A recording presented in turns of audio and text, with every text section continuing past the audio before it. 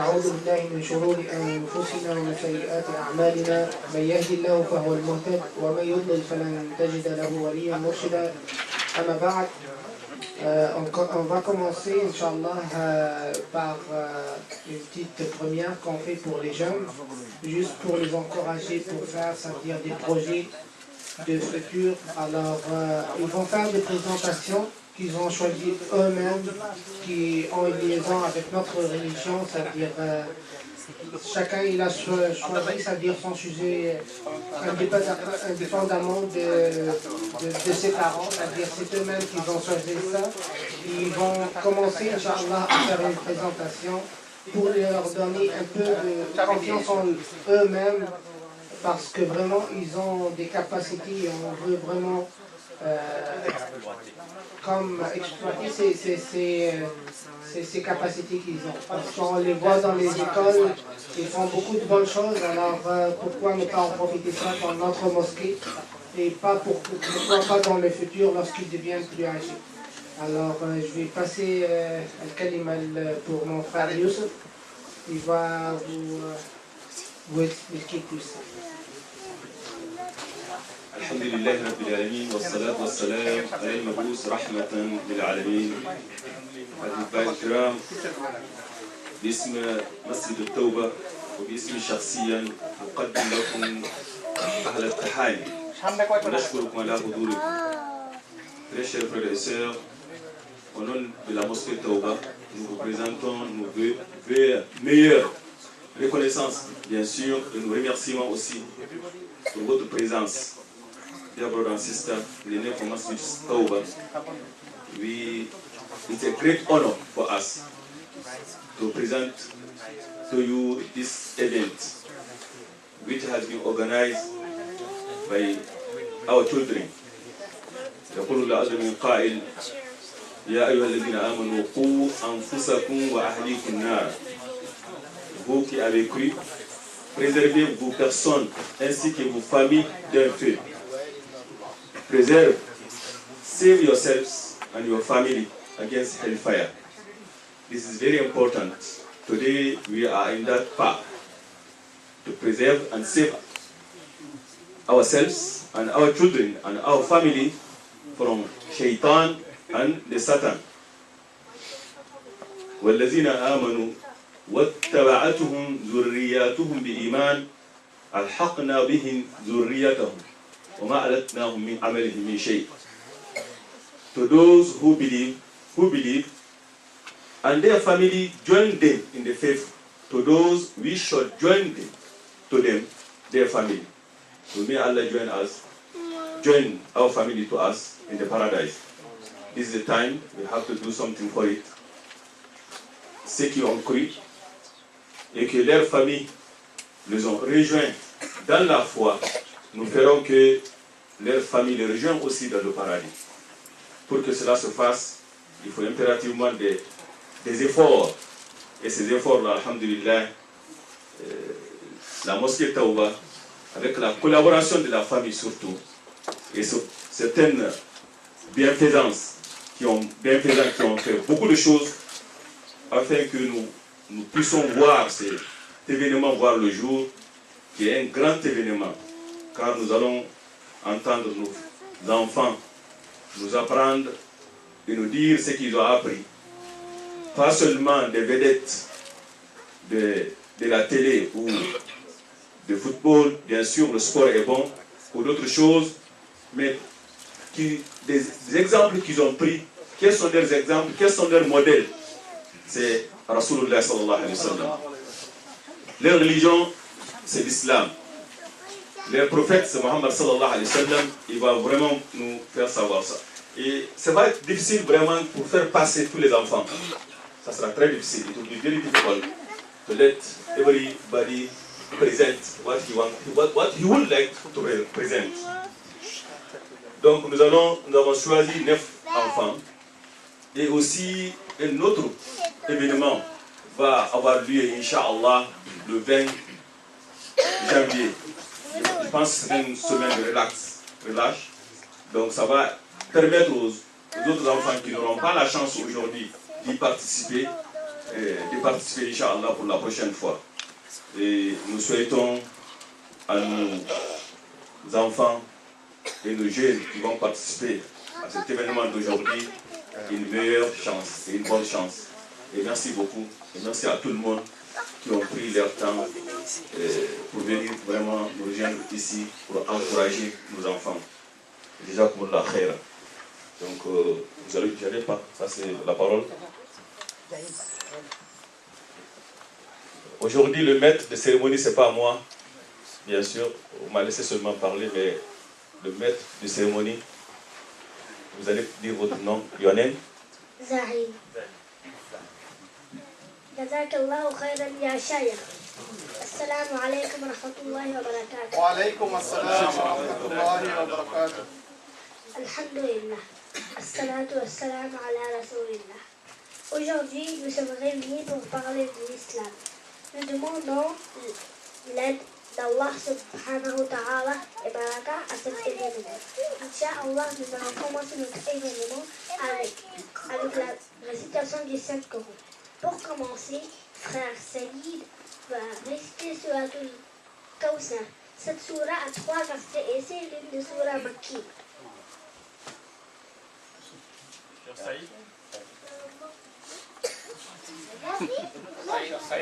Cheikh Saïd. Mashallah, mashallah.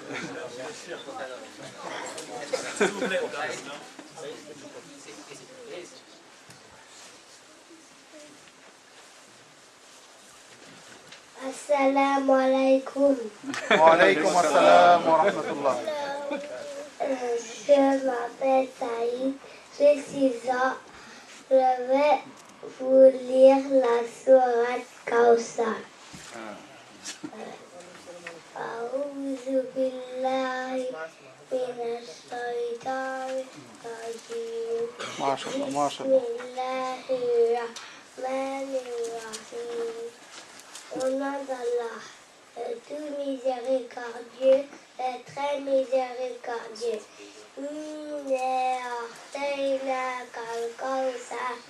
Nous t'avons certes accordé l'abondance. Accomplis la salat pour ta Seigneur et sacrifie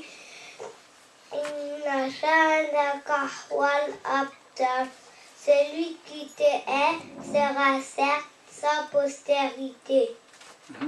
ما شاء الله ما شاء الله. تكبير تكبير. Masha'Allah, tabarakallah, très longue récitation et les traditions de notre jeune frère. Maintenant, frère Omar va discuter la signification de Suratul Ikhlas.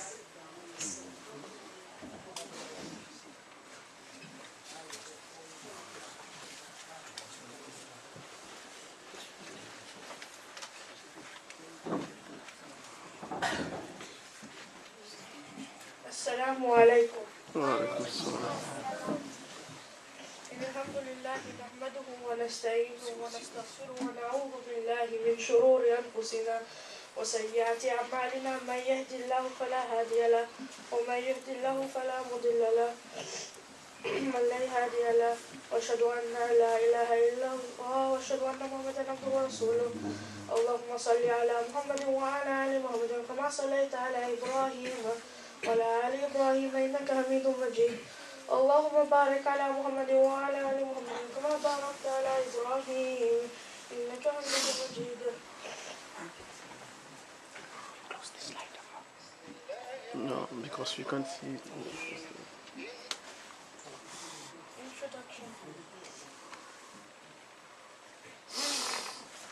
Introduction. This short surah, Surah Al-Ikhlas, is one of the most important surahs in the Quran.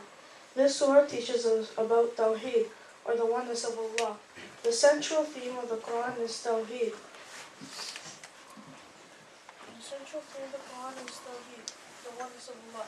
Rasulullah sallallahu alayhi wa sallam described this surah as equal to 1/3 of the Quran, because about 1/3 of the Quran talks about the meaning of Tawheed.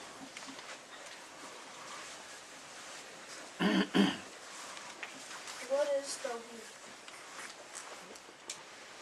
Tawheed is the Arabic word which means attributing to the oneness of Allah, describing Him as one is unique. But when I say Tawheed, I mean the Islamic definition of believing in Allah alone as God. How the surah got its name. Most of the surahs got their name from the first line, but this surah got its name from the overall message of the surah. The overall message is that Allah is pure because He is one. He is the Master and we all need Him. He does not eat nor drink, and there is none comparable to Him or same. So if we believe this, our iman is pure, so the name is purity, al-Ikhlas. Where the surah was revealed and why. This surah, Surah Al-Ikhlas, was revealed in Mecca, and Imam Ahmed recorded from Ubay bin Ka'b that the idolater said to the Prophet ﷺ, O Muhammad, tell us the lineage of your Lord. So Allah revealed Surah Al-Ikhlas. The word for word meaning. أعوذ بالله من الشيطان الرجيم بسم الله الرحمن الرحيم قل هو الله أحد الله الصمد لم يلد ولم يولد ولم يكن له كفوا أحد. Say He is Allah, the One. Allah, the self-sufficient Master whom all creatures need. He begets not, nor was He begotten, and there is none comparable to Him. Line by line meaning. Surah number 112, Ayah 1. Allah subhanahu wa ta'ala is Al-Ahad, the One. None can compare to Him. He has created us, cares for us, and unto Him we shall return. We should worship no one but Allah. Surah number 112, Ayah 2. Allah is As-Samad, the Eternal One. The As-Samad is the one everybody depends on. Surah number 112, Ayah 3. Allah is the creator of all things. No one has created Allah or has given birth to Him, and He does not give birth to anything. Surah number 112, Ayah 4. Allah is the only creator. Reasons to recite Surah Al-Ikhlas. Al-Bukhari reported from Abu Sa'id, may Allah be pleased with him, that the Messenger of Allah ﷺ said to his companions, is one of you not able to recite a third of the Quran in a night? It was hard for them, so they asked the Prophet, O Muhammad, which one of us is able? So the Prophet said, the Surah Al-Ikhlas, Allah is one, is a third of the Quran. Abdullah bin Imam Ahmed reported from Mu'adh bin Abdullah bin Jabal, who reported that his father said, we became very thirsty, and it was getting dark while we were waiting for the Prophet to lead us in prayer. And when he came out, he took me by the hand and said, say. And he was silent. And then he said again, say. And then he was silent. And then I said, what do I say? He said, say Surah Al-Ikhlas and the two surahs of refuge, Surah Al-Falaq and Nas. And when they enter upon you in the morning and evening 3 times, it will be sufficient for you.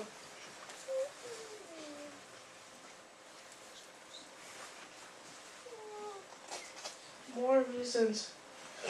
Al-Bukhari reported from Aisha that whenever the Prophet would go to bed every night, he would form his palms together, blow into them, then he would recite Surah Al-Ikhlas, Surah Nas, and Surah Falaq, and then he would wipe whatever he was able to with his body 3 times. Al-Bukhari reported from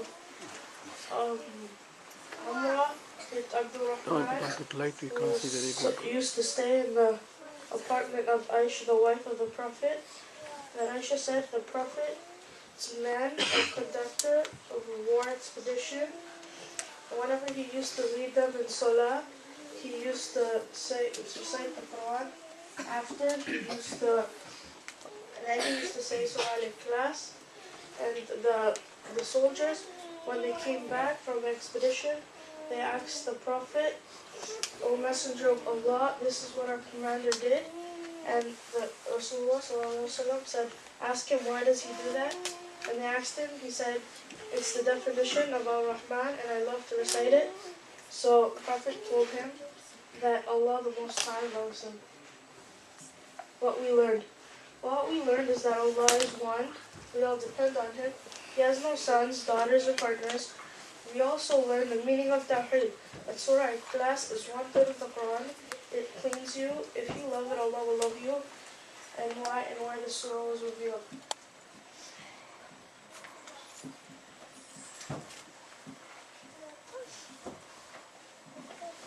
May we all come to love the Surah and be loved by Allah. ربك رب العزة عما يصفون سلام على المرسلين والحمد لله رب العالمين. تكبير تكبير الله أكبر الله أكبر.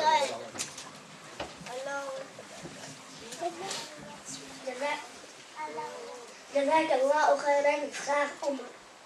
Nous voulons que Suratul Ikhlas parle très joliment du Tawhid d'Allah. Maintenant, frère Akram va discuter des conditions de Shahada. Il s'agit d'un sujet très important. جزاك الله خير يا زعيم. السلام عليكم. وعليكم السلام ورحمة الله.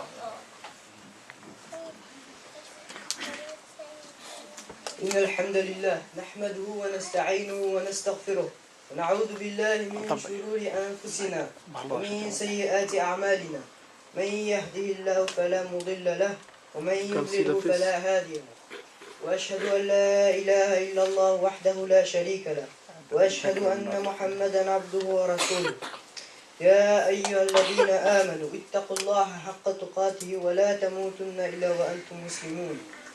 يا أيها الناس اتقوا ربكم الذي خلقكم من نفس واحدة وخلق منها زوجها وبث منهما رجالا كثيرا ونساء واتقوا الله الذي تساءلون به والأرحام إن الله كان عليكم رقيبا.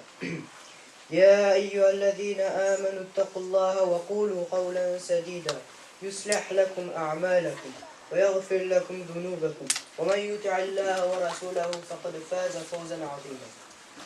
أما بعد فإن خير الحديث كتاب الله وخير الهدي هدي محمد وشر الأمور محدثاتها وكل محدثة بدعة وكل بدعة ضلالة وكل ضلالة في النار.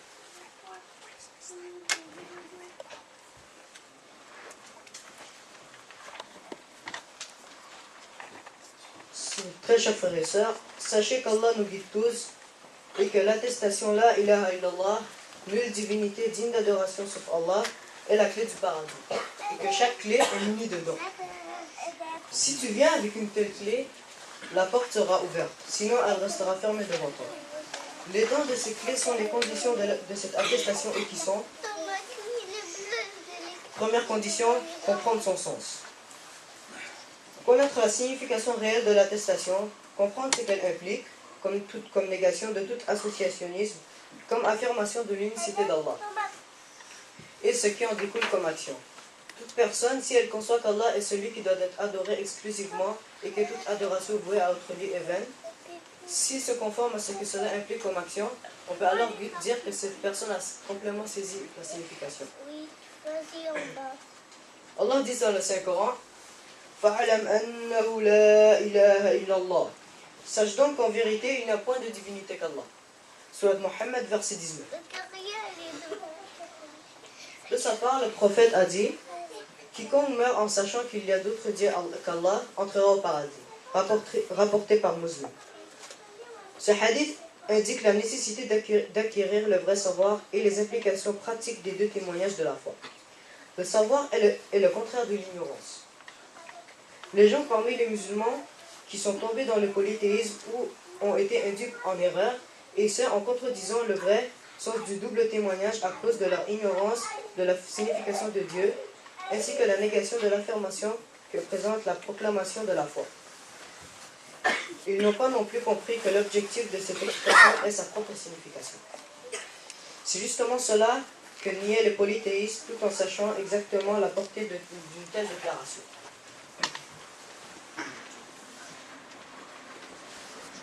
Deuxième condition, la certitude. Prononcer l'attestation d'unicité avec certitude et conviction, le cœur reposé, sans laisser s'infiltrer le moindre doute que les démons pourraient insuffler, s'il soit du nombre des djinns ou des humains. La prononcer en étant convaincu de sa signification, que seul Allah a droit à l'adoration, et étant donc convaincu que tout culte voué à autre que lui est vain et interdit. Allah dit dans le Coran,